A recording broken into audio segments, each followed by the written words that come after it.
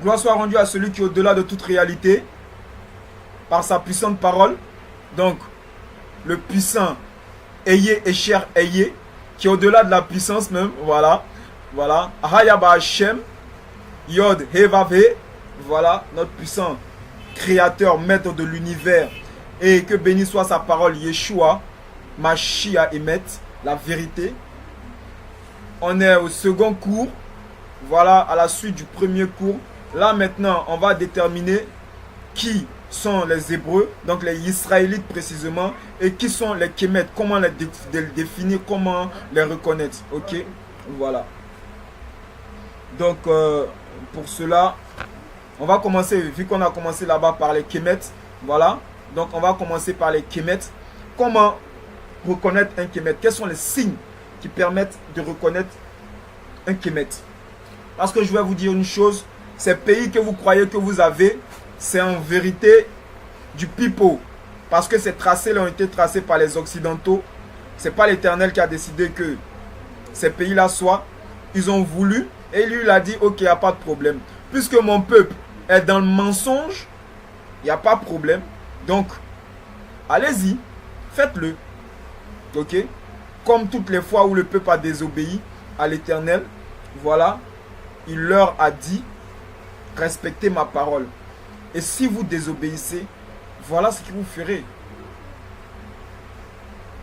Vous serez comme des hommes ivres, qui ne se souviennent de rien, qui sont dans une vision fausse de la réalité.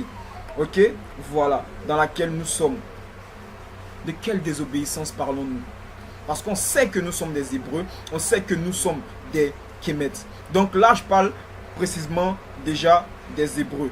Ok? Voilà. De quelle désobéissance parlons-nous? Nous parlons de la désobéissance de la Torah.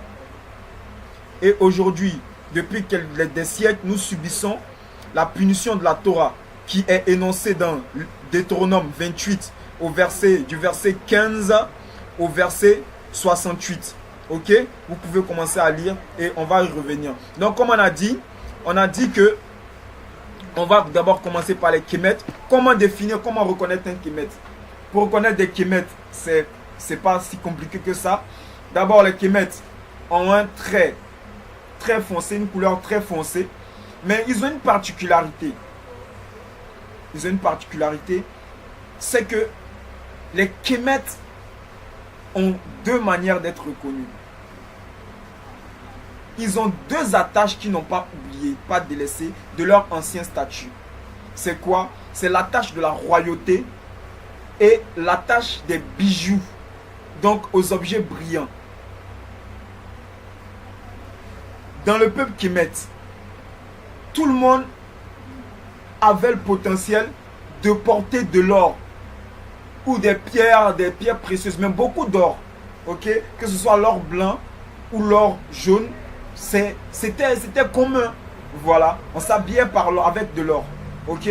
Voilà. Donc, les peuples qui sont issus de ces nations-là, donc de cette grande nation Kémète-là, ont gardé toujours cette notion-là de se parer d'or. Et aussi, ont la notion de royauté chez eux. Ils ont gardé cette notion de royauté qui est issue, elle, du fait que chez eux, il y a eu des pharaons. Jusqu'à ce qu'ils quittent leur terre, il y avait toujours des pharaons qui après sont devenus des rois. Quand on va faire l'empire du Ghana, vont devenir des rois. Mais le pharaon, qui était appelé empereur, mais un empereur c'est un roi. Ok, voilà. Un empereur c'est un roi qui est dans un empire. Donc comme il est dans un empire, on l'appelle empereur. Ok, et quand il est dans un royaume, on l'appelle roi. Ok, voilà. Donc ils ont cette notion là. Ils ne se font plus appeler empereur, mais roi. Donc tous ceux qui sont issus du peuple de Kémète ont la notion de la royauté et ils prennent ça très au sérieux car c'est leur tradition. C'est leur tradition.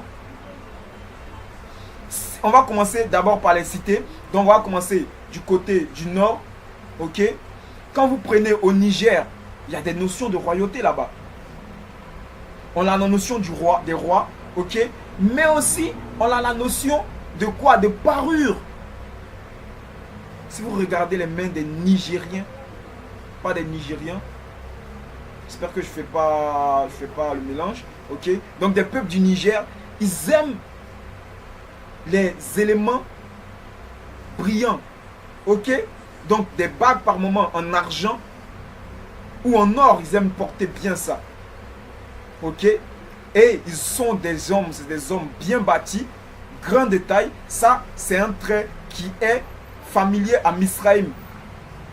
Et une couleur de peau noire, pas noire, pardonnez, marron foncé. Ça, ils ont ça en commun. Les Misraïmites sont d'un marron très foncé. Donc, on a le Niger, on a le Mali, on a une partie de Burkina. Ok? Une grande partie de Burkina. Ok? Voilà. On a cette notion de roi. Mais on a une partie aussi du Burkina qui est israélite. Ok? Voilà. Parce que ces peuples-là vont s'installer ensemble par moment. Voilà, comme on va le voir. On a, donc je vais citer quelques pays. On a le Sénégal.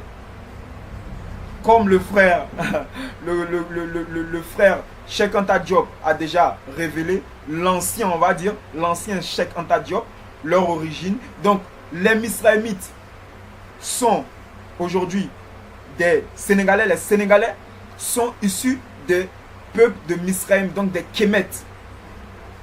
Voilà pourquoi là-bas, on a cette notion-là de royauté aussi, ou qui va être des notions de chefferie par moment, mais on a des notions de royauté, mais on a cette nature de porter toujours des éléments précieux sur soi. Vous ne verrez pas une femme sénégalaise qui se dit bien mise, bien habillée, sans parure, sans bijoux. Elles sont souvent même les vendeuses de bijoux. Les femmes sénégalaises et les femmes maliennes, c'est des vendeuses de bijoux. Parce que ça, c'est issu de leur tradition. C'est leur coutume. Et cela, ils le tirent depuis leur origine qui est Kémet, la terre de Cham. Et on va voir aussi, chez nous en Côte d'Ivoire ici, les peuples Akans, qui sont issus donc du peuple de Kémet. On va voir chez eux, on ne joue pas avec la notion de la royauté. Dans tous ces peuples-là, on a la notion de royauté. Ou si on n'a pas la notion de royauté, on va garder cette notion de parure. On va toujours se parer d'or. Et ça, c'est le signe de la nature. Ça ne change pas. C'est la coutume. C'est de chez eux. Et cela, ils le tirent, ils le puisent de leur origine. Donc de la terre des pharaons. Que vous prenez les peuples comme les Hébriers, les Avikam, les Baoulés, tous ceux qui sont Akans, les Abourés, hein, les Ghanéens, tous ceux qui sont Akans, ils ont cette notion-là. Chefferie, et si, donc royauté, ok, si on n'a pas la notion de royauté, on va garder la notion de chefferie. Donc si on est descendu donc de la royauté, on va toujours garder la notion de chefferie. Et chez eux, la notion de chefferie, c'est quelque chose d'important, ou la notion de royauté. C'est quelque chose de très important. On ne banalise pas ça. Le roi est quelqu'un de très important chez eux. Ok? Et ça, c'est l'origine qui fait. C'est la tradition originelle qui fait. Ok? Donc c'est les signes qui permettent de voir, de démontrer, de reconnaître des Kémètes, car ils ont ça en particulier. Que vous soyez au Sénégal, vous voyez une femme sénégalaise s'habiller ou un homme sénégalais s'habiller, vous allez voir des bijoux toujours sur lui. Vous regardez les Akans ici, ils ont toujours des bijoux. Et chez eux, ils ont cette particularité-là. Tout le monde a le potentiel de porter des bijoux. Ça ne s'arrête pas au roi. Ok? Ils ont cette particularité-là. Allez au Ghana et vous allez voir que les Ghanéens ont cette particularité aussi. Donc, notion de royauté et notion de port du bijou. Que ce soit or blanc, or jaune, on a cette notion-là. Ok? Donc ça, c'est les signes, c'est les marques de reconnaissance des Kemet. Car ils ont ça, ça c'est universel chez tous les Kemet. C'est universel chez tous les Kemet. Et on a la notion de couleur de peau foncée, donc du marron foncé. Ok, voilà. Donc ça, c'est comme ça qu'on... Je n'ai pas tout cité les pays de Kemet, je ne vais pas tous les citer. Voilà. Donc je cite ceux déjà que par la grâce du Saint-Esprit, j'ai la notion, j'ai eu la connaissance. Voilà. Donc c'est quelques peuples là. Il y en a encore, il y en a encore. Maintenant, comment faire pour reconnaître les Hébreux? Pour les Hébreux, on va se fier à la Bible. Pour les reconnaître, on va les reconnaître, eux, par le comportement. Comment on va reconnaître leur comportement? Qu'est-ce qui va nous permettre de connaître leur comportement? Leur comportement sera défini par le nom. On n'a pas pu faire le cours du nom parce que cette notion-là est très importante. Voilà. Mais comme on a vu de manière brève, le nom est l'élément dans lequel l'énergie qui va déterminer la conduite de l'être est contenue. Donc en fonction du nom que tu portes, tu seras différent de ton prochain. Ok? Voilà. Donc on va voir les noms les différents noms des Israélites. Et en fonction de ça, on va pouvoir reconnaître. Donc pour ça, on va prendre Genèse 30, on a, voilà, 30. Genèse 30, on a les noms ici. Genèse 30. Voilà. Donc, on va voir d'abord les peuples qu'on connaît. Ok. Donc, Ruben, dans la Bible Parole de Vie ici, ce nom Ruben, vous partez dans la zone explicative. Ok. Si vous n'avez pas, je la lis. Donc, dans la Bible Parole de Vie, c'est en bas ici. Ok. Voilà. Donc là, on nous enseigne quoi? On nous enseigne que Ruben signifie a vu. On sait que Ruben, il y a une notion qui nous révèle que Ruben a vu le caché, ce qui reste caché pour un fils. Donc, il est allé avec la femme, l'une des femmes de son père. Voilà. Donc, c'est la notion de clairvoyance. Donc, les peuples qui sont descendants de Ruben ont une perception très fine. D'où le fait qu'un Peul, si vous avez connu, vous avez un Peul comme ami, un frère, les Peuls, ils ont une connaissance terrible. Ils ont une perception de la réalité terrible. Par exemple, dans les affaires. Ici en Côte d'Ivoire, pendant que beaucoup de peuples pensent à aller faire du commerce, hein, en général, eux, ils vont s'adonner à une partie de commerce, spécialement. Ok? Ou pendant que d'autres citoyens du pays pensent à aller travailler dans les bureaux, eux, ils vont faire du commerce et ils vont faire un commerce précis. Ils vont être dans le domaine alimentaire. Précisément dans les kiosques. Ok? Ils vont faire la majorité, font des kiosques. Ok? Pourquoi? Parce qu'ils savent une chose. On fait le commerce pour avoir les sous. Leur perception tellement fine leur fait comprendre que on a la meilleure manière de faire du business, donc d'avoir de la rentabilité dans du commerce, c'est le domaine de la bouffe. D'abord, pourquoi? Parce que on possède un corps et le corps a toujours besoin de se nourrir. Ok? Et les kiosques sont des éléments qui ne sont pas très difficiles à positionner. On peut les positionner partout. Et cela, on va voir le gars, il a un kiosque, après 2 kiosques, 3 kiosques, 4 kiosques, 5 kiosques, et il s'est fait les sous et il va y construire au pays. Vous voyez un peu. Donc ça, c'est une petite notion qui nous révèle un peu le caractère des Rubénites. Donc ils ont une vision fine. Si tu as un pote Rubénite, ok, donc Peul, Guinéen Peul ou Malien Peul, peu importe, tu verras que pour accepter tes notions, ça va être dur. Ok? Il a toujours une vision fine de la vie. Il sait toujours où il doit partir. Ok? Il a toujours sa direction. Voilà. Il n'est pas quelqu'un qui est imprécis. Non, non, il a toujours sa direction. Il a toujours une vision de ce qu'il veut. Il sait ce qu'il veut toujours. Voilà. Donc ça, c'est issu du nom de son ancêtre. Donc du fait de voir. Donc d'avoir le potentiel de voir les choses comme les autres ne voient pas. Pas forcément dans la notion spirituelle, mais dans la notion matérielle, même avoir une perception fine. Donc, du monde matériel. Ok? On a aussi, bon, Siméon. Siméon, c'est le savoir. Ok? Bon, moi, j'ai pas présentement, l'Éternel m'a pas permis donc de savoir quel est le peuple qui est Siméon. Mais on sait, donc quand je dis quel est le peuple qui est Siméon, de manière proche, on sait que Siméon, ce sont des gens des îles, déjà, voilà, car ils sont descendus ici, et après la déportation, après l'esclavage, voilà, ils sont sur les îles. Donc là, ces noms-là, on va les voir à plus tard, mais on va plutôt voir les éléments qui sont plus proches de nous, ok, voilà, donc du continent, qui sont toujours sur le continent, et non loin du continent, voilà. Donc, on a Lévi. Lévi signifie quoi? S'attacher.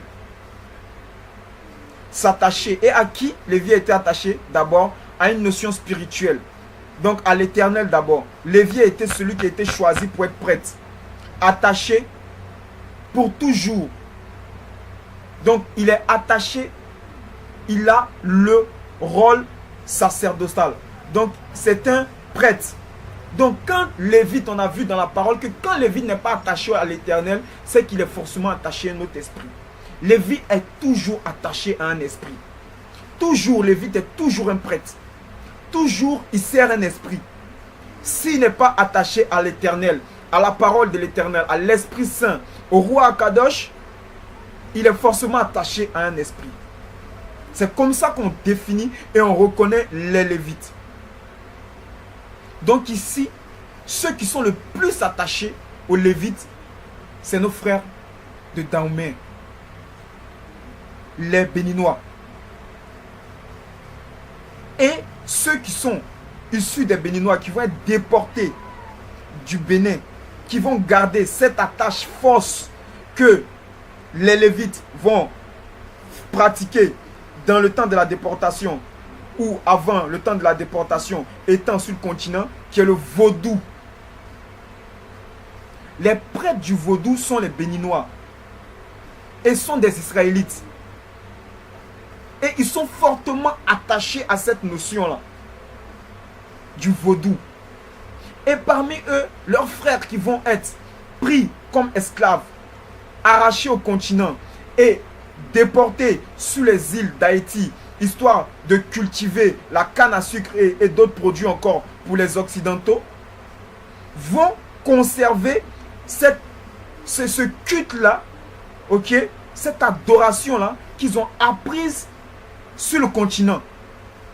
D'où le fait que en Haïti, on adore tellement le vaudou, on pratique tellement le vaudou que mondialement, quand on parle du lieu où le vaudou est, on parle d'Haïti, on ne parle même pas du Bénin. Donc on voit que ces Israélites-là sont attachés, ils ont la notion d'attachement à un esprit. C'est comme ça qu'on peut révéler et on peut reconnaître les Kohanim, les Lévites. Mais on a aussi, parmi les Lévites, la dernière fraction qui, elle, va descendre bien après même la fuite, donc descendre sur le continent, je parle, bien après la fuite du peuple, du royaume du sud, donc sur le continent. Eux, c'est les Limba. Les Limba qui, eux, vont partir un peu vers le côté arabe et vont rester là-bas. Et après, vont descendre pas par Misraïm, hein, par l'Éthiopie, Misraïm, d'abord l'Éthiopie, donc la terre de Kémet, donc la terre des pharaons, et l'Éthiopie, jusqu'à venir au centre comme les autres ont fait. Non, eux, ils vont plutôt passer par la mer et aller vers le bas de l'Afrique centrale. Donc dans ces zones-là, dans ces pays qui sont dans cette situation-là, donc du bas de l'Afrique centrale. Voilà, je ne peux pas aujourd'hui vous donner précisément la zone où ils sont, mais je vais prendre la zone où ils sont et je vais vous la donner une prochaine fois. Parce que comme j'ai dit, nous ne sommes pas des apôtres du mensonge, nous sommes des serviteurs de la vérité. Donc si on ne peut pas vous donner quelque chose, on ne vous donnera pas. Voilà, on ne veut pas vous faire joli. On n'est pas ici là pour faire joli, pour faire des pubs. Non, on est là ici pour révéler la vérité. Voilà. Voilà pourquoi la chaîne s'appelle Partageons la vérité.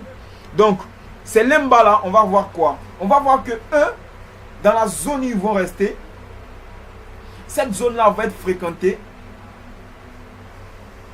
par des juifs. Précisément par des séfarades. Et ces séfarades là, eux, vont pratiquer eux le judaïsme.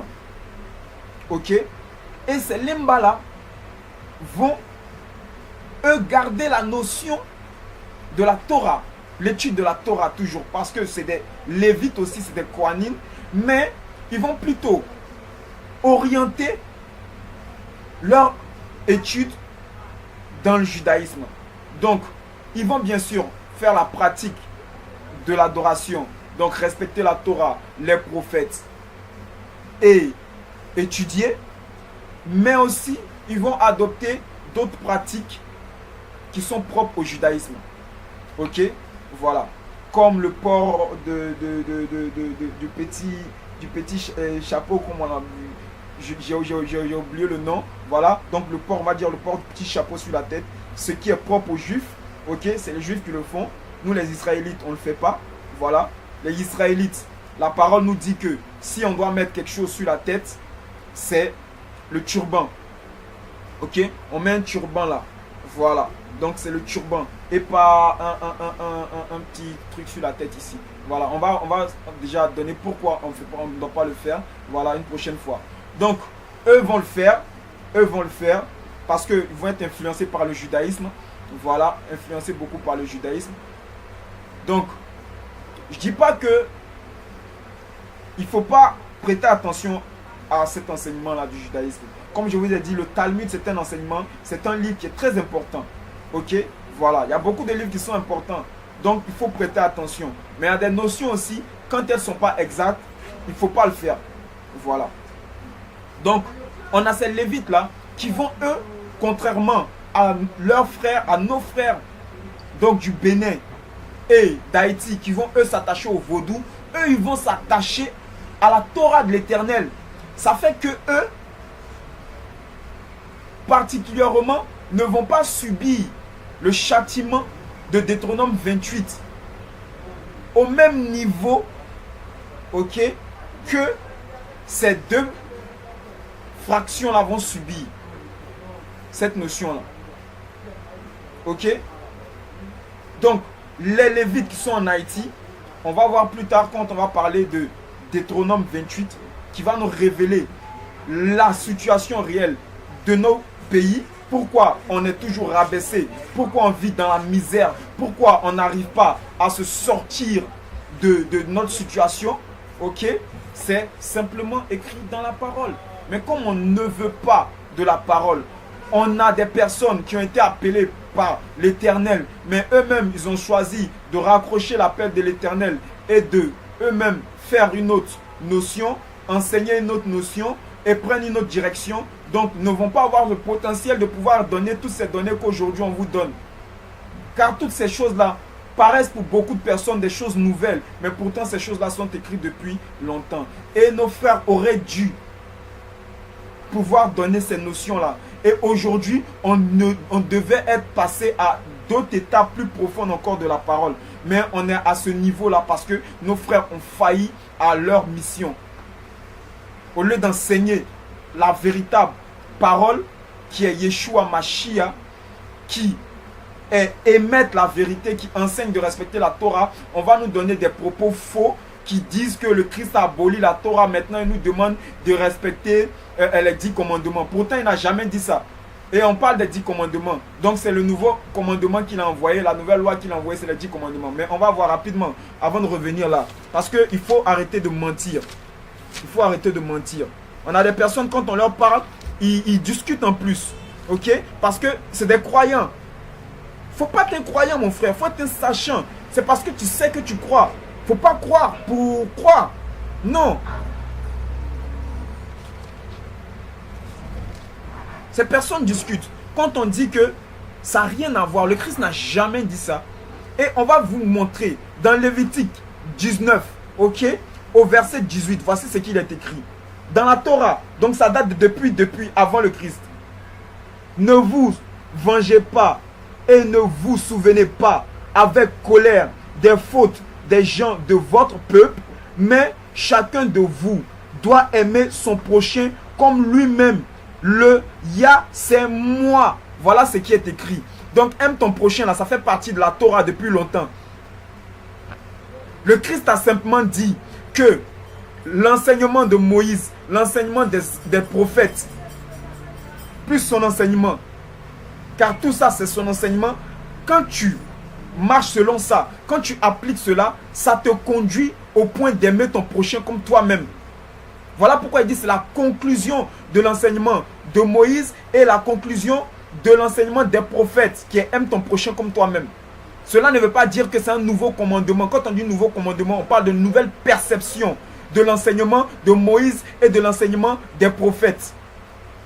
Mais pas que c'est un commandement qui vient d'être envoyé, instauré, comme beaucoup de frères ici vont le raconter. Et des frères vont défendre cette hypothèse mensongère-là.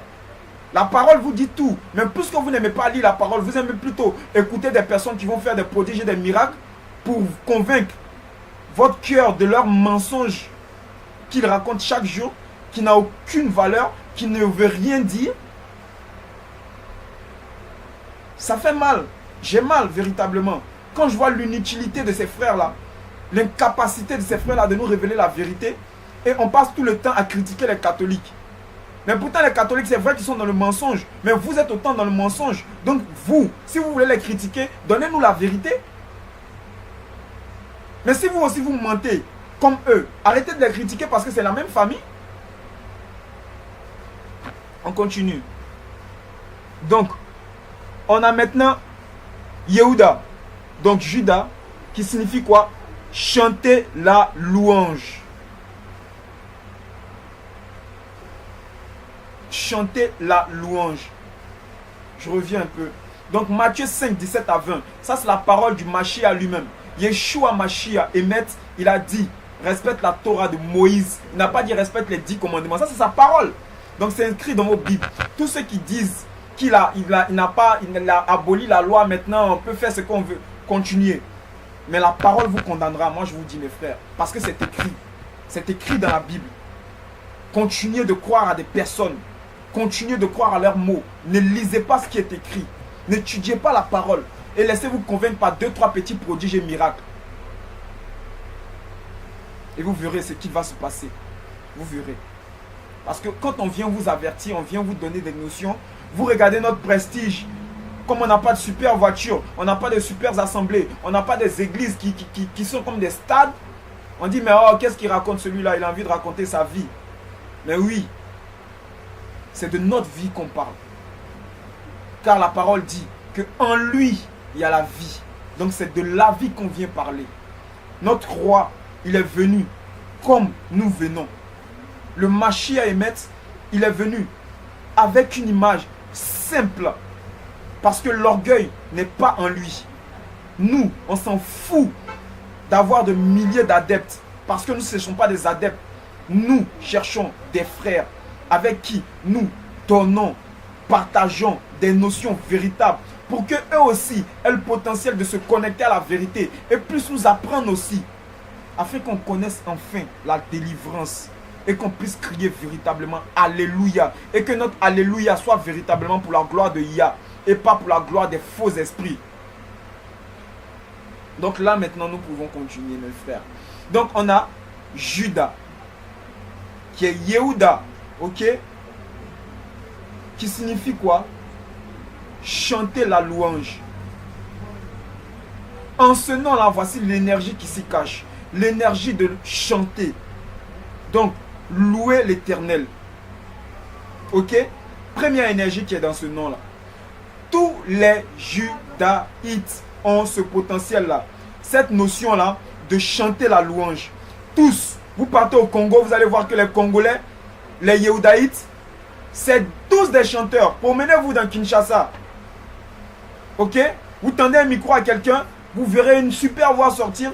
un gars, voilà, qui chante avec une manière tellement belle. Vous tournez le dos, vous tendez votre micro à quelqu'un, paf, c'est parti. Cameroun, pareil. En Afrique du Sud, pareil. Guinée équatoriale aussi. Tout ça, c'est les peuples, c'est les zones où les Yéhoudaïtes sont allés rester. Et maintenant, ici chez nous, en Côte d'Ivoire, les peuples qui sont des Yéhoudas, ok, ont cette notion aussi, cette faculté-là, ce don de la louange. Donc, les Bétés, les Gourous, les Dida, les Gagous, qui sont en vérité les Gbans, on va dire, car c'est le véritable nom, donc on dit les Gbans, qui sont, à ma connaissance pour le moment, les peuples Yéhoudaïtes, ont tous cette notion de chanter. Donc, cette voix-là, puissante-là, qui a été donnée à ces hommes-là, à ces peuples-là, pour louer l'Éternel. De même, tous leurs frères qui ont été déportés là-bas aux Amériques ou partout dans les îles ont cette notion aussi de louange, de chanter, d'adorer le Seigneur. Pourquoi ils ont ce don-là? Ce don-là, cette faculté-là, cette énergie-là est issue du nom de leur patriarche qui était Yehuda. Voilà pourquoi eux chantent. Voilà pourquoi eux chantent. Mais la majorité, puisqu'on est dans la désobéissance, ils ne veulent pas se réveiller parce que on va leur enseigner que ce qui est en vérité, c'est le monde, donc ce monde perceptible, le monde matériel. Donc ils vont plutôt s'adonner à l'adoration des notions du matériel plutôt que de s'adonner à l'adoration de celui qui est au-delà de tout, à Eyer, Esher, de Aya, Bahashem. On ne va pas adorer l'Éternel, on ne va pas adorer son grand nom, on ne va pas louer sa parole, on va plutôt louer ces esprits faux là. Donc on va voir beaucoup de frères louer l'esprit du christianisme là, ce faux Christ là, Jésus, au lieu de louer l'Éternel par le bien de sa parole qui est Yeshua. Quelques-uns vont louer Yeshua, hein, vont chanter la parole Yeshua, mais en même temps vont dire Jésus. Ce qui est tellement terrible. Et ça fait mal. Ça fait mal de voir au point au point où on en est. De voir à quel point on est ignorant. Et ce n'est pas parce qu'on ne peut pas sortir de cette ignorance-là. Parce que déjà, il a donné cette faculté-là de sortie par le fait de posséder la parole. Pourquoi vous croyez qu'il a permis que les Occidentaux viennent avec la Bible ici? Il savait qu'il n'avait pas l'intention de nous enseigner la vraie doctrine, le vrai enseignement qui demandait de respecter la Torah et à enseigner le contraire. Mais il a permis qu'ils viennent avec ça. Parce qu'à un certain moment, la prophétie du prophète à qui l'Éternel a ordonné de prophétiser afin que l'armée véritable, donc Israël, puisse se réveiller, cette prophétie-là allait se matérialiser. Et à un certain moment, le peuple véritable allait avoir la connaissance de qui il était par le bien de cette parole-là. D'où le fait que nous, contrairement à nos ancêtres, je veux parler de ceux qui étaient ici sur le continent, nous allons apprendre la langue dans laquelle les Bibles qui nous ont été apportées ont été écrites. Donc nous allons avoir le potentiel de lire ces Bibles-là et alors d'étudier ces Bibles-là et alors de voir si ces notions-là, quelles sont les notions vraies ou fausses. Mais non, c'est pas ce qu'on va faire. On va pas lire la Bible, on va lire les paroles des hommes. Donc le gars va venir te raconter un truc, ok, tu crois et tu marches. Mais mon papa était dans cette religion-là depuis longtemps, depuis petit ici dedans, qu'est-ce que tu veux? Il y a beaucoup de frères quand tu leur dis, mais pourquoi laisser moi ici catholique depuis longtemps? Voilà, faut pas tu venir m'embrouiller. Moi ici évangélique depuis longtemps, pardon, tes trucs là, faut pas. Ça fait pitié. De voir à quel point vous avez des Bibles lourdes dans vos mains, mais vous ne vous en servez même pas. Même pas. Avec ça, vous dites qu'on attend le jugement. Le Christ n'a qu'à venir. C'est quoi il va vous juger? C'est quel est le support avec lequel il va vous juger? C'est quoi il va se baser pour juger? On juge avec un support. Et ce support-là, cette base-là, c'est la loi. Quand tu vas au tribunal, c'est avec la loi qu'on te juge. C'est la loi qui permet de déterminer une personne qui est coupable ou une personne qui est innocente.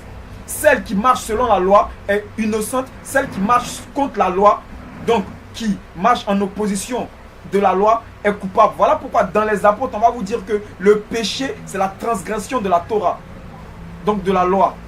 Mais toutes ces notions-là sont un maximum dans les apôtres. Mais non, ça ne vous intéresse pas. Comme mon pasteur a dit que, voilà, dit que, c'est ce que je vais écouter.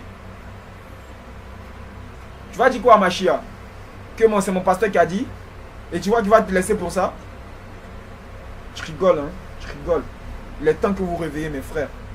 Afin que quand ils viennent, on puisse être sauvés. Il faut qu'on goûte à la nouvelle Salem. Voilà. Ici, on est là seulement pour pouvoir obtenir le ticket d'entrée. Voilà pourquoi on vit. Voilà pourquoi on est là dans cette réalité. Voilà pourquoi le roi David dit qu'on est étranger ici.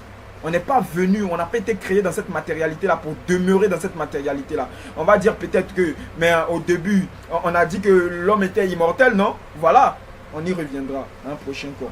Donc, Yehuda, c'est chanter la louange. Ok, chanter la louange. Donc, lui aussi, il a la faculté de chanter. Donc, soit il adorera l'Éternel, mais soit il adorera un faux esprit. Mais en tout cas, il va adorer. Il a cette énergie-là en lui. Donc, voilà une manière de reconnaître, un moyen de reconnaître tous ceux qui sont de Yehuda. Mais ensuite, on sait que la vie du patriarche n'était pas une vie rangée. Deuxième énergie, le patriarche était un frivole. Yehuda, c'était un homme à femme. La parole nous enseigne même qu'il a eu des rapports avec sa belle-fille qu'il a pris pour une prostituée. Donc c'est pour dire que c'était, voilà, c'était un tir sur tout. S'il a eu le potentiel d'aller avec une prostituée, c'était un tir sur tout. Ok? Voilà. C'est pas pour dire qu'il n'avait plus de femme. Mais il est allé avec une prostituée qui était en vérité sa belle-fille et qui lui a donné une descendance. Voilà. Donc, on a cette double énergie-là. Donc, l'énergie de chanter, l'énergie d'être frivole. Ok? Courir après les femmes. Ça, c'est Yehuda. Voilà pourquoi, que ce soit le roi David, que ce soit le roi Salomon, ces deux notions-là sont révélées dans leur vie. Tous les Yehudaïtes doivent combattre cela. S'ils veulent véritablement marcher avec le Seigneur. Ça, c'est le combat qu'on possède. C'est notre nom là, l'énergie de ce nom là qui est sur nous là. Il y a cette notion là. De femmes là, c'est voilà, cette énergie là. Voilà, autour des femmes, voilà, regardez à chaque. C'est là. Donc on doit combattre cela en tant que Yehudaïte. Donc voilà pourquoi on doit se connaître d'abord. Tu dois savoir qui tu es. En fonction de qui tu es maintenant, tu peux savoir où tu vas et où tu es d'abord. Ok? Voilà. Donc les Yehudaïtes, voilà comment les reconnaître. On peut prendre ici, prenez nos frères, que ce soit les BT, que ce soit, comment on peut dire, les gourous, que ce soit les Gban, que ce soit les Dida, c'est des personnes très frivoles. Très frivoles. On ne s'attache pas à qu'une seule femme. Ça s'attache à plusieurs. Bon, il a une femme, il a un premier bureau, troisième bureau. Quand il sort le soir, il peut voir une fille là-bas et puis voilà, partir avec elle. Quand vous prenez nos frères du Congo, pareil. Yehuda est tellement accroché aux femmes que c'est comme s'il voue un culte même à la femme. Ok? Et en cela, on va voir qu'on a des danses qui sont des danses qui induisent le sexe même. Excusez-moi si je suis un peu direct, mais c'est la vérité. Prenez nos frères congolais. La majorité de leurs danses, c'est des danses qui tournent les reins. Nos frères camerounais, pareil. Ok? Chez nous ici, les BT, ça se fait. Le gourou, comme on parle du gourou, le gourou, on fait une allusion au sexe. Qu'on parle du cuidant, donc de sa virilité. Ça fait allusion au sexe. Le BT, ça ne manque pas. Ça ne manque pas. Ok? Le Gban, ça ne manque pas. Et aujourd'hui, ces peuples-là, donc ces Yehudaïtes là qui sont dans ce pays-là, ont même émis un certain système, histoire de se retrouver pour s'adonner à la frivolité. Si ce mot-là existe, moi, s'il n'existe pas, je l'ai créé. Voilà, je l'ai dit. Donc, si ça existe, tant mieux. Donc, pour s'adonner à cette pulsion-là. Ils prennent le temps consacré au deuil, donc les temps de funérailles. Maintenant, c'est les temps de réjouissance. On appelle ça dans ces zones-là, dans la zone de l'Ouest, tonnerre. En allusion à cette fête-là, cette émission festive qui était organisée par la télé ivoirienne. Voilà, donc c'était une émission où beaucoup de personnes se rencontraient. En ce temps-là, en ce lieu aussi, bon, pour célébrer la mort d'une personne, parce que c'est plus les pleurs, mais c'est maintenant la célébration de sa mort. Beaucoup de personnes vont se rencontrer et ces personnes-là vont aller l'une avec l'autre, avoir des rapports dans ce temps-là. D'où le fait que si tu vas à cet endroit-là avec ta femme et tu ne vois pas ta femme ou ton mari, il ne faut te poser pas des questions si tu es quelqu'un de l'Ouest. Tu sais en même temps où il est parti. Et après la soirée, chacun rentre dans son foyer. Et ça, c'est quelque chose de commun. C'est quelque chose de commun aux gens de l'Ouest. Ils savent ça. Donc les Yehudaïtes savent ça. Et cela, c'est l'expression de cette énergie-là qui vient depuis l'origine. Donc depuis l'attitude qu'avait notre ancêtre qui était Yehuda. Que va posséder tous les gens de sa descendance. Troisième élément pour reconnaître Yehuda, c'est la prestance. Ok? On voit que Yehuda n'était pas pareil que les Misraïmites. Ok? Voilà. C'est quoi? Chez Misraïm, on a eu la notion de royauté jusqu'à quitter. Voilà la zone de royauté. Mais chez Yehuda, on n'a plus la zone, le potentiel d'être roi. Parce qu'à un certain moment, on n'était plus considéré même. Voilà, on savait que c'était les Yehudaïtes. Voilà, la parole dit que c'est à vous le pouvoir royal, tout, l'autorité. Mais en vérité, l'autorité est passée aux Kohanim, aux Lévites, à un certain moment. Donc au temps de Yeshua, l'autorité du peuple du royaume du sud, c'était les Kohanim. Mais au-delà de ça, c'était Hérode qui était lui un Édomite. Donc, on ne va plus garder cette autorité-là. Ok? Donc ce phénomène d'être roi-là. On va plutôt garder cette notion de chefferie.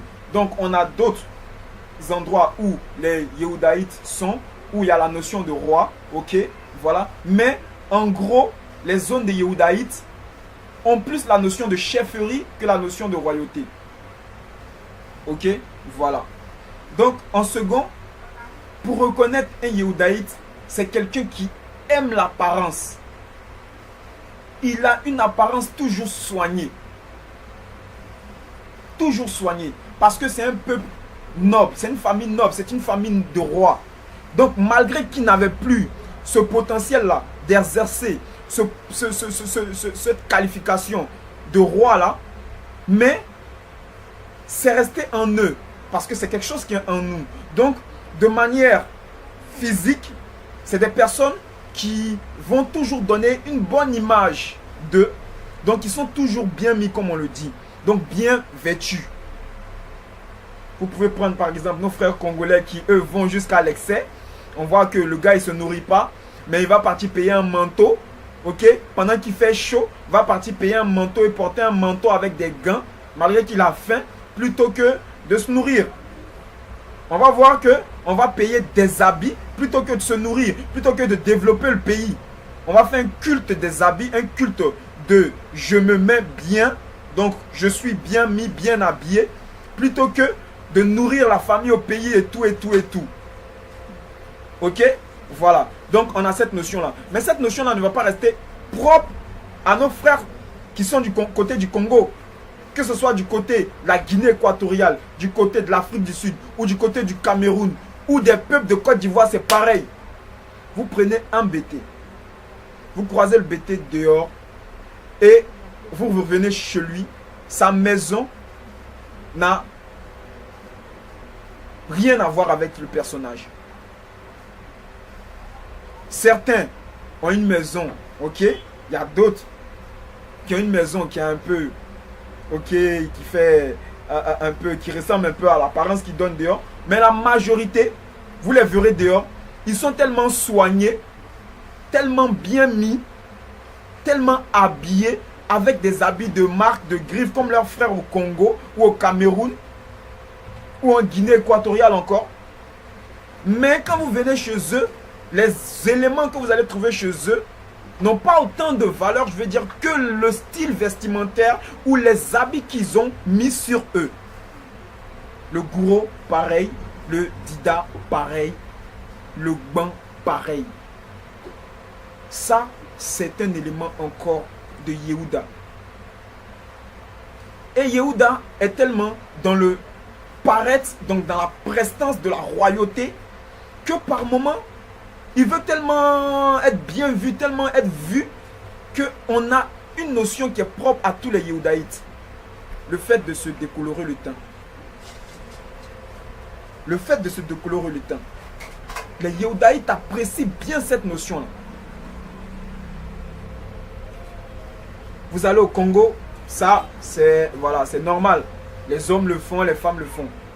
Ici, excusez-moi, ici, on va dire que beaucoup le font, mais particulièrement les personnes qui sont de Yehuda le font plus que les autres. Un frère m'a rapporté un jour qu'il avait une connaissance qui se décolorait le teint. Alors il lui a dit, mais tu sais que tu es belle. Alors vas-y, il ne faut pas le faire, ça tu es en train de te gâter comme ça. Alors elle lui dit, mais est-ce que tu as déjà vu une femme bêtée noire? Mais il y a des bêtés noirs. Mais aujourd'hui, faites le bilan. Si vous croisez 10 femmes bêtées dans la journée, il y a beaucoup de chances que 7 d'entre elles soient claires. Et pas du clair naturel. Pas du clair naturel. Et ça, c'est un signe propre aux Yehudaïtes. Que vous allez voir les femmes ban, c'est pareil. Certaines vont garder le teint naturel, mais nombreux sont ceux qui vont se décolorer le teint. Histoire de paraître qu'on les voie. Les Yehudaïtes, c'est des personnes qui aiment se faire voir. Ils ont la prestance, ils doivent apparaître parce que c'est des dignitaires. Ok? Donc, ils ont ça en eux. Donc, tout ça, c'est des choses qu'on doit combattre. Tu vois un peu le truc. Voilà.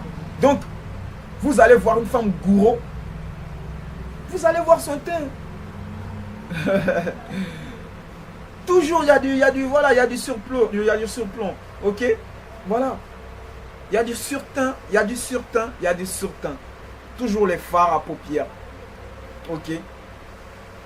Quand je parle des fards à paupières, je ne parle pas des... Voilà. Mais je parle des fards qui sont laissés par le produit qui change la couleur de peau.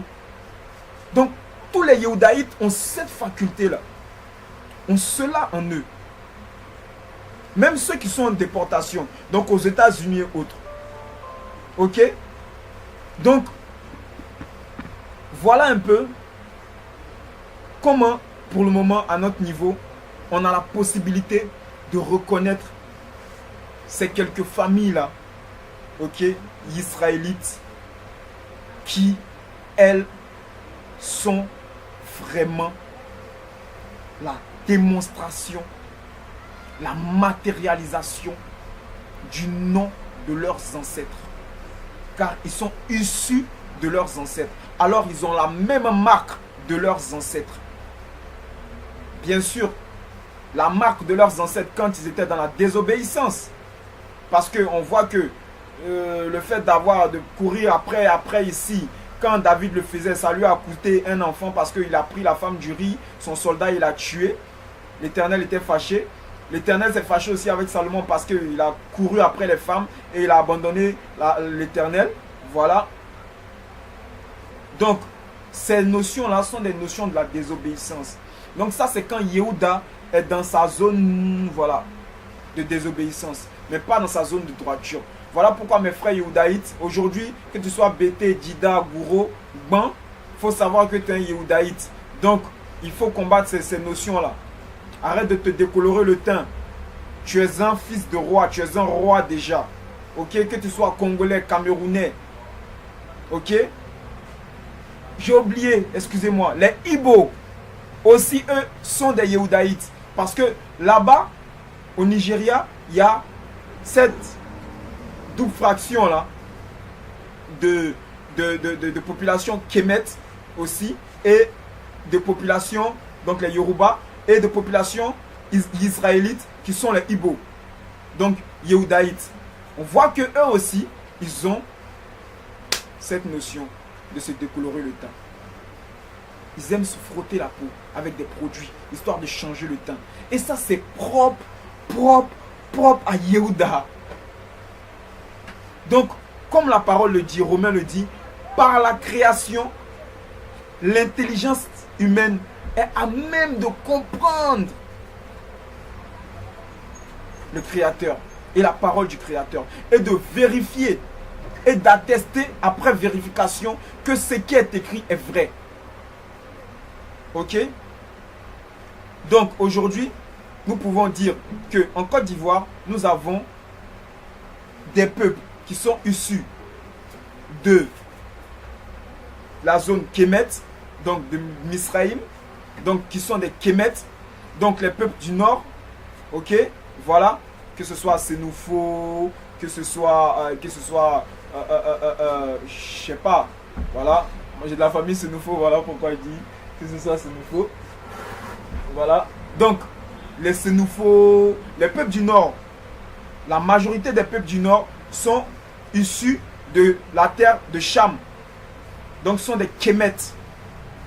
Voilà pourquoi là-bas, on va voir aussi le fait de porter toujours des bijoux sur la main. Par moment, on dit que c'est des protections. Mais les protections, au fait, ils ne savent pas d'où le fait de porter des bagues.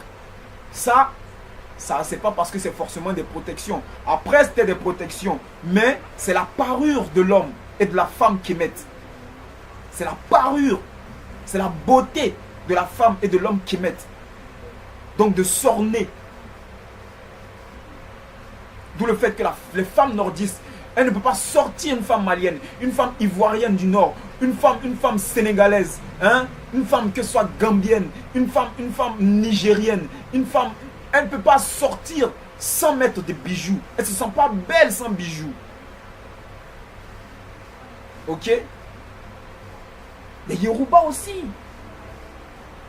Ils portent des bijoux. Ok? Donc on a cette notion là. Donc les Akans et les nordistes sont des Kemet en vérité. Et on a les Peuls, que ce soit Peuls de Côte d'Ivoire, du Burkina, du Mali, peu importe. Eux c'est des Rubénites. On a les Yakuba, que ce soit Yakuba de Côte d'Ivoire, Yakuba du Libéria. Eux ce sont des Danites. Que ce soit le peuple guéré. Donc eux, c'est des Kemet aussi, les guerriers. Ok, voilà. Maintenant, les peuples de l'Ouest. Donc, les Gagous, qui sont appelés véritablement les Gbans, les Bété, les Gouro et les Dida. Ces peuples-là, et les peuples qui sont issus de ces peuples-là, sont des Yehudaïtes, donc sont des Israélites. Les Camerounais, les Ibo, ok, les Congolais, jusqu'à descendre au sud de l'Afrique. Toute cette zone-là, c'est des zones de Israélites. Ok? Voilà. Cette zone-là, du côté du centre, ils vont se définir comme Bantou. Ok? Parce que c'est une même descente qu'ils vont faire. Contrairement à nous, qui n'allons pas descendre en même temps qu'eux. Voilà. On va descendre avant eux. Voilà, les peuples qui sont de ce côté vont descendre avant eux. Et il y a d'autres aussi qui vont être issus de ces peuples-là. Voilà. Donc là maintenant, on a aussi les Ghanéens, que ce soit Ghana, Togo, tous ces peuples-là sont... On a le Togo, je sais pas trop. Voilà, je sais pas trop. Je vais demander, voir avec le Seigneur ici, il me permet de savoir. Gloire à lui. Voilà. Donc pour le moment, je ne vais pas me prononcer sur le Togo, mais je sais que le Ghana, c'est des Kemet aussi. Ok, une partie du Nigeria, c'est des Kemet, et les Ibo, eux, c'est des Israélites. Ok, voilà pourquoi, quand le réveil se fait, aujourd'hui, tous les Israélites, parce que la prophétie se matérialise, tous les Israélites reviennent à la Torah. Tous les Israélites reviennent à la Torah. Parce qu'on revient au vrai enseignement. Parce qu'on veut du Mashiach. Tous ceux qui véritablement veulent servir le Yeshua, hein, la parole, veut de la parole véritablement, et ils sont Israélites, viennent à la Torah sans qu'ils ne le sachent. Là-bas, les Igbo sont des personnes qui sont rentrées dans le judaïsme. Pourquoi? Parce qu'ils ont cet appel de la Torah. Ok? Puisqu'ils n'ont pas une autre notion que le judaïsme qui parle de Torah, voilà pourquoi ils sont entrés dans le judaïsme. Et comme les Limba aussi, ils ont cette manière de s'habiller là, voilà, qui n'est pas véritablement la manière demandée, prescrite par l'Éternel, voilà. Ils ont des éléments qui sont véritables, mais il y a des éléments qui sont des ajouts, voilà. Donc tu parles des Juifs et nos frères vont les utiliser.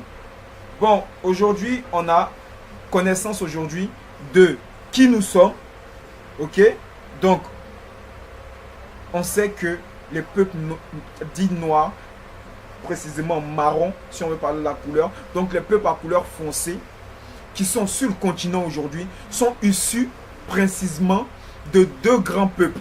Donc du peuple Kemet, une partie, et une grande partie du peuple israélite, donc hébreu. Ok? Voilà notre origine. Car c'est de là qu'on va maintenant arriver à cette notion proche, donc quand on nous a compté, qui parle de ces royaumes, de ces empires du Ghana, ok, et du royaume du Ghana, et des empires du royaume, pardon, Congo, et de ces autres empires-là, ok, qui ont été créés par des Noirs. Donc sur ce, on sait aujourd'hui qui on est, voilà, il ne faut plus croire à des notions fausses que les Africains, ok, donc les peuples qui sont sur le continent chaud, sont des peuples qui sont illettrés. Non, ils ne sont pas illettrés parce que s'ils ont eu le potentiel de faire, d'une part, parce que les Éthiopiens font partie de ces peuples-là qui sont sur le continent, donc d'une part la tour de Babel, de l'autre part les pyramides d'Égypte, c'est que, donc de Misraïm, de la terre de Cham, de la terre de Kemet, c'est que ce n'est pas des illettrés, c'est des peuples très lettrés. Ok? Voilà, on va voir maintenant pourquoi ils ont perdu la mémoire, pourquoi on vit dans la souffrance et quelle est la symbolique du pays qui est le nôtre, qui est la Côte d'Ivoire. Ok? Voilà, donc sur ce, il faut arrêter les complexes parce qu'il faut savoir, l'histoire nous rapporte que toute la connaissance que les Grecs ont détenue, donc le sexagésimal qui est le système de découpage du temps en 60, voilà, ils l'ont détenu que quand ils sont arrivés en Babylonie, qui était une zone qui était habitée par des Éthiopiens. Quand on parle de Nimrod, c'est un Éthiopien. Ok? Et ensuite, les autres connaissances, ils vont les détenir encore au temps de Rome, quand ils sont partis. Mais on va dire au temps des Grecs d'abord, parce que les Ptolémées sont arrivés là-bas d'abord. Donc au temps des Grecs et ensuite au temps de Rome, ils vont les prendre en Égypte. D'où le fait que les sociétés spirituelles, ok, on va dire ça comme ça, qui sont là-bas en Occident, donc la franc-maçonnerie et les autres, vont utiliser ces connaissances-là prises sur le continent en fait. Ok? Donc il faut bien cerner cela. Vous n'êtes pas, mes frères, vous n'êtes pas des illettrés. Au contraire, vous êtes des personnes très très lettrées. Mais on va voir pourquoi on a oublié toutes ces notions-là. Et les gens savaient qui nous étions. Voilà pourquoi on n'a pas voulu nous révéler ces notions-là. Parce qu'on sait que si on sait, ça change tout. Ok? Sur ce, on va dire au prochain cours. Et puis, j'espère que vous allez suivre les cours et puis vous allez partager. Et on va se voir pour le direct, comme toujours. Voilà, donc sur Face. Donc, sur ce, que gloire soit rendue à Haya Bahashem, à Eye Recher Eye, que béni soit par lui sa parole, Yeshua Mashiach et Met. Voilà, je salue aussi qu'il bénisse tous les frères qui sont dans le réveil, qui font des édifications pour que le peuple se réveille véritablement de son sommeil qui lui a été donné et appuyé par l'islam et par le christianisme. Ces deux notions-là qui sont venues rien que pour nous donner l'ignorance de l'ignorance, car on ne se pose même pas la question pourquoi des personnes qui à la base nous ont induits en esclavage du côté islamique et du côté chrétien, et du coup on nous donne des notions, un culte est apporté à une personne, un esprit est connecter une personne, enseigner une personne pour deux facteurs. Soit pour que cette personne-là s'élève, ou soit pour que cette personne-là soit rabaissée. Et nous, on est quoi? Quand je parle de nous, je parle de tout le peuple. On est quoi, que ce soit musulman ou pas?